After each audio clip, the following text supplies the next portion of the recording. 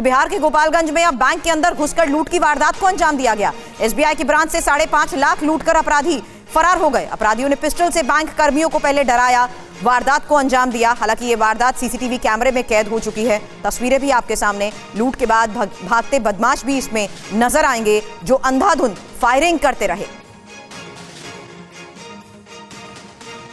बेखौफ अपराधियों की एक और करतूत कैमरे में कैद हुई और ये तस्वीरें भी आपके सामने। सुनते हैं कि बिहार के गोपालगंज के पुलिस अधिकारी फिलहाल पूरे मामले पर क्या कह रहे हैं।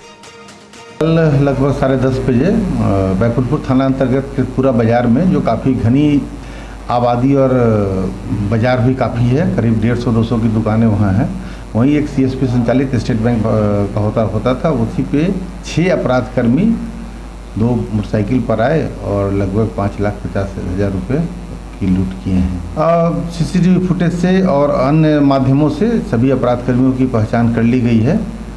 जल्द ही सभी अपराधी पकड़े जाएंगे। ये एक पूर्व में जितने भी सीएसपी लूट हुई थी सभी का उद्भेदन हो चुका है, सभी का अपराधी जेल में है।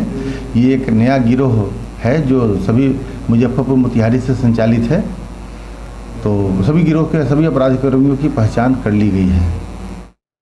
2 बड़ी वारदातें हमने आपको दिखाई और पुलिस कह रही है कि पहचान अपराधियों की हो चुकी है, लेकिन पकड़ से अभी बाहर है। अब बैंक के अंदर और बाहर की 2 तस्वीरें एक साथ आपके सामने, क्योंकि जिस तरीके से ये मामला सामने आया है, सीसीटीवी के जरिए कैसे इस लूट की वारदात को अंजाम दिया गया ये साफ नजर आ रहा है। पहली तस्वीर आपने देखी बैंक के अंदर की, दूसरी तस्वीर बैंक के बाहर उस वक्त की जब लुटेरे लूट के बाद भाग रहे थे और भागते समय भी लुटेरों ने अंधाधुंध फायरिंग की और इसी वजह से मौके पर अफरा तफरी का माहौल हो गया। 3-6 गुना बड़ा सा। रुपेश हमारे संवाददाता इस वक्त हमारे साथ हैं। रुपेश, जैसा कि मैंने जिक्र किया, सीसीटीवी इन आपराधिक मामलों के सामने है, इन वारदातों के, लेकिन अभी भी आरोपी पुलिस की पकड़ से बाहर हैं। पहचान हो चुकी है, पुलिस खुद कह रही है। देखिए, विपक्ष कह रहा है कि बिहार में जंगल राज रिटर्न्स।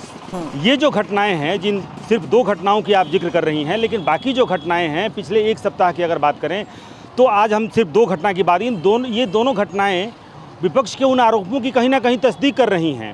क्योंकि जिस तरीके से एक छात्रा को गोली मार दी जाती है एक मोहल्ले में, बैंक जो लुटेरे हैं, जो एसबीआई का सीएसपी है, वहाँ पर 10:30 बजे जहाँ बहुत भीड़ भाड़ होती है, चहल पहल होती है गोपालगंज के बैकुंठपुर में, और एनएच है, एनएच के ठीक किनारे वो सीएसपी है, जहाँ पर 2 बाइक पर सवार होकर के 6 लुटेरे आते हैं और एक एक करके अंदर जाते हैं।